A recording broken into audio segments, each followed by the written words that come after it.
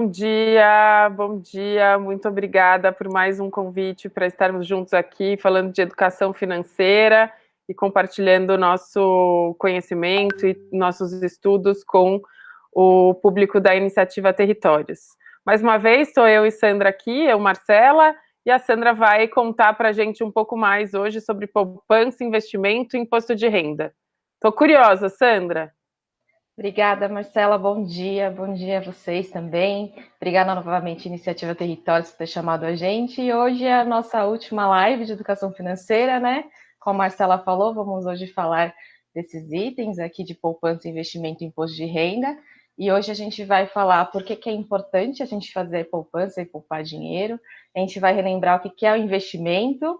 A gente vai pensar em como que a gente define meta de curto, médio e longo prazo. E no final a gente vai falar um pouquinho sobre imposto de renda, né? Então, a primeira coisa que eu trouxe aqui é essa pergunta, né? Por que poupar é importante, né? Esse poupar dinheiro é se juntar no presente para pensar no seu futuro mesmo, né? Então, sempre quando a gente falou do orçamento familiar, falamos aí do se sobrou dinheiro, o que fazer, né? Se a gente junta um dinheiro, se a gente poupa hoje, a gente pode ter mais tranquilidade no futuro, porque é sempre bom ter um dinheirinho guardado, né, Marcela? Você faz uma poupança na sua vida? Eu faço, e a minha principal preocupação tem a ver com o futuro, mas também com as emergências, né? Se a gente tem alguma emergência ou de saúde ou necessidade de fazer um gasto maior, se a gente tem poupança, se a gente tem essa reserva, a gente não fica tão angustiado e nervoso com o processo. Isso, sim. Então, é sempre bom ter um dinheirinho, né? Vai que você precisa comprar alguma coisa que não estava previsto, né? Estragou alguma coisa em casa que é urgente, estourou uma lâmpada, você não pode ficar sem. Se você tem uma poupança, um dinheirinho guardado, você tem essa reserva para te dar tranquilidade, né? Mas também é uma coisa, se acontecer uma emergência, você não precisa sair correndo para pedir empréstimo. E aí, quando você não tem essa reserva, você acaba, às vezes, tomando algumas decisões precipitadas, né, que acabam te prejudicando e não te favorecendo no seu orçamento familiar. Então, fazer essa poupança é importante para você se prevenir até de coisas futuras, né? Para você pensar sempre no seu eu do futuro. E se organizando para sempre sobrar esse dinheirinho, né, para qualquer emergência e qualquer meta também, que a gente vai falar aqui daqui a pouco. E aí, para ajudar a gente a guardar dinheiro, porque às vezes é ruim você deixar o dinheiro na conta corrente, que aquele dinheiro ali às vezes dá uma tentação de gastar, né, Mar? Quando você fica olhando para aquele dinheiro sobrando, a gente pode sempre usar investimentos, né? E são vários tipos de investimentos. A gente falou na aula de bancarização sobre a poupança, né? Que é um tipo de investimento, que é quando você guarda esse dinheiro esperando que ele gere algum benefício para você no futuro, que lá no futuro você ganha algum valor a mais. E aí tem vários tipos de investimento, você pode conversar com o seu gerente para entender esses tipos. Cada investimento tem um risco, então é sempre bom olhar para vantagens e desvantagens antes de você colocar seu dinheiro em investimento. Mas ele pode te auxiliar esse dinheiro a render mais, ganhar mais dinheiro no futuro e também separar esse valor, né? Não vai ficar parado na conta, vai ficar em um lugar de investimento que você vai poder acessar ele quando você precisar e você não vai ficar com a tentação de ficar olhando para ele o tempo todo. E aí, como a gente falou de meta, né? A gente sempre pode guardar esse dinheiro pensando em metas para o futuro. O que é a meta, né? Quando você quer alcançar algum objetivo por um tempo definido. Por exemplo, eu tenho uma meta que nos próximos 3 meses eu vou guardar R$ 300.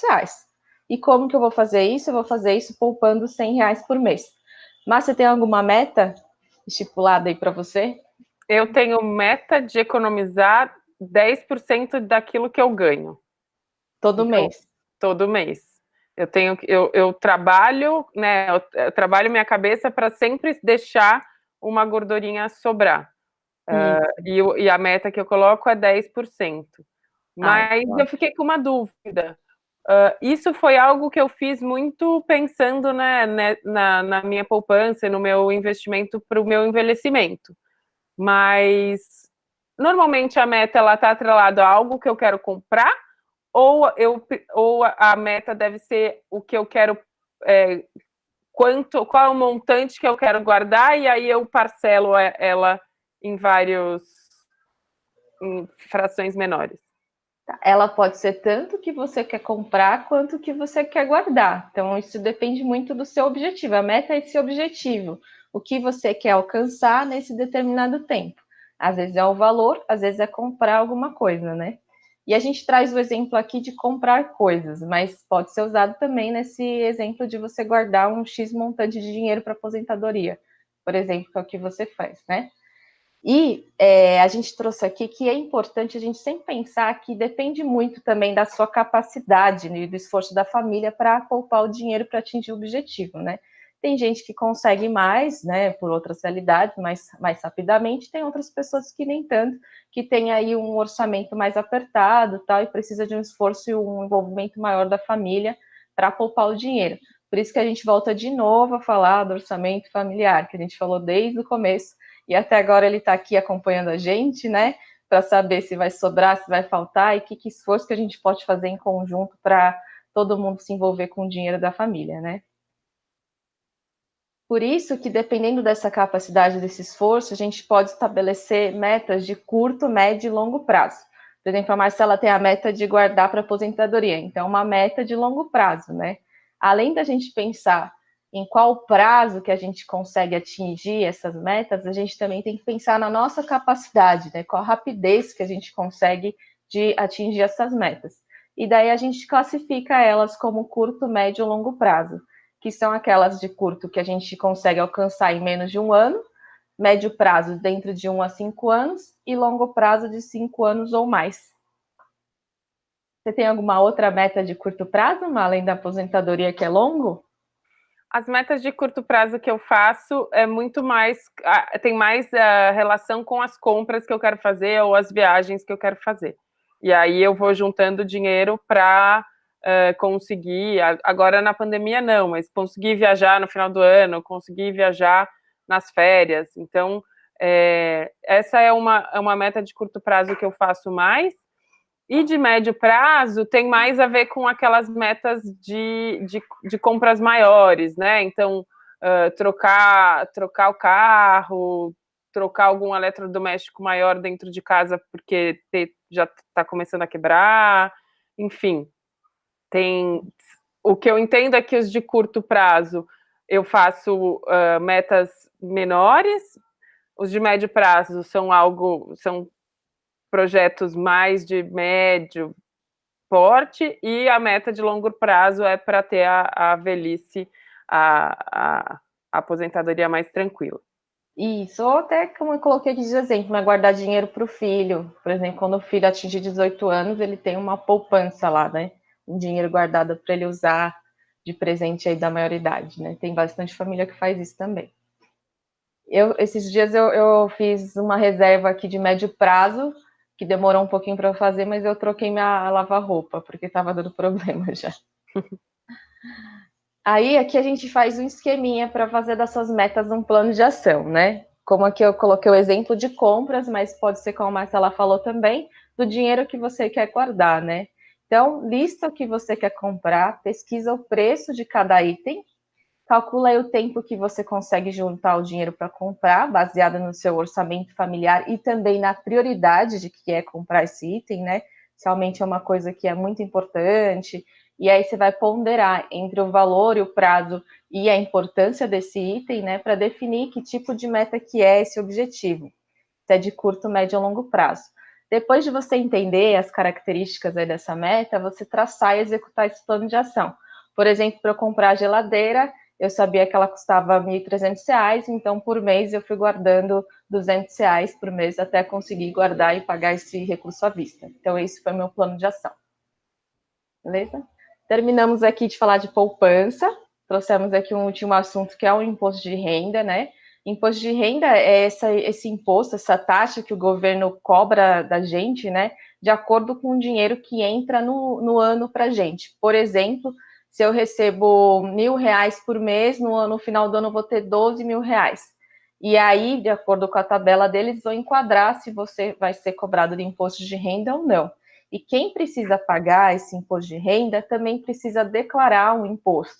O que é essa declaração, né? É um formulário que tem lá na página da Receita Federal, que é o órgão do governo que cobra a gente do imposto de renda, né? para a gente preencher para poder pagar aí esse imposto de renda para o governo. Então, por isso, como é um assunto um pouco mais complexo, a gente pede que, se você tem dúvida se precisa declarar ou não imposto de renda, buscar o apoio de um contador que vai te ajudar a fazer a sua declaração de imposto de renda, se for o caso, tá? Aí eu trouxe aqui que no ano passado, né, o pessoal que declarou este ano de 2020, sempre com base no ano anterior, quem precisou declarar foram aquelas pessoas que receberam mais de R$ 28.559. Então, quem recebeu menos do que isso, as pessoas são isentas, elas não precisam pagar. Por isso que tem bastante gente que fala, mas eu nunca paguei imposto de renda, nunca fiquei sabendo disso, né? Porque provavelmente ela não se enquadra nos itens que são exigidos para pagar esse imposto de renda. Outros casos, né, é quem recebeu doação e indenização superior a 40 mil, aí precisa declarar. Teve lucro com venda de casa, ou seja, você vendeu uma casa com um valor maior do que você comprou, então tem que declarar também. E se vocês eram donos de terrenos e casas, outros bens acima de 300 mil. Tem outras várias situações previstas, mas essas são as mais comuns, né? E normalmente a gente faz essa declaração em março e abril do ano seguinte, referente ao ano anterior. Mas você declara sem imposto de renda ou você busca apoio de contador? Eu busco apoio de contador, porque eu não entendo tanto dessas questões dos números, e aí eu prefiro pedir ajuda para o especialista. É melhor, né? Para ficar mais tranquilo que tudo vai ser preenchido certinho e aí não vai ter problema na hora de declarar, né? Exatamente. Eu fiquei com uma dúvida. Se eu recebi uma doação ou indenização superior a 40 mil no ano de 2020, e esse dinheiro ficou na minha conta no ano de 2021, quando eu for declarar relativo de 2021, eu preciso. Mas aí, no 2021, eu não recebi salário ou aluguel que somados foram maiores do que 21. Eu seria isenta no ano de 2021. Mas, como esses 40 mil estão na minha conta, eu tenho que declarar de novo? Pera, você recebeu em que ano? 2020? Em 2020 eu recebi a doação e fiz a. Fez a E declarei declaração de isso. 2020. E esse dinheiro ficou parado na minha conta ao longo de 2021. Quando eu for fazer a declaração de 2021, eu preciso declarar? Não, se você não recebeu, se você não tiver enquadrado em nenhum desses itens, não precisa. Você só Então, vai declarar se tiver desses itens aí. é pelo ano, É não pelo é ano. pelo montante de dinheiro que você tem. Não, é pelo ano e pela as duas coisas, né? Pelo ano e pelo montante que entrou naquele ano. Entendi, Entendeu? entendi. Então tá bom. Então a gente traz aqui agora, que a gente chega ao fim, né, das lives. A gente vai ficar triste com saudade de vocês e feliz por ter passado esse conteúdo. A gente espera que vocês tenham aprendido aí a lidar melhor com o dinheiro de vocês, a se relacionar melhor com eles. A gente sempre entender que a educação financeira é esse tomar de decisões mais conscientes, né? Você sabendo tanto das vantagens quanto das desvantagens que você está envolvido. Porque às vezes a gente toma uma decisão que a gente nem sabe do que se trata, né? A partir do momento que a gente sabe como que a gente está lidando com o nosso dinheiro, o que, que sobra, o que, que falta no mês, fica mais fácil da gente tomar essas decisões relacionadas ao dinheiro. Então, na live 1 a gente falou sobre orçamento familiar, para introduzir esse assunto, e a gente viu que ele foi com a gente em todas as lives, então, novamente, essa ferramenta vai acompanhar vocês em toda a vida de educação financeira.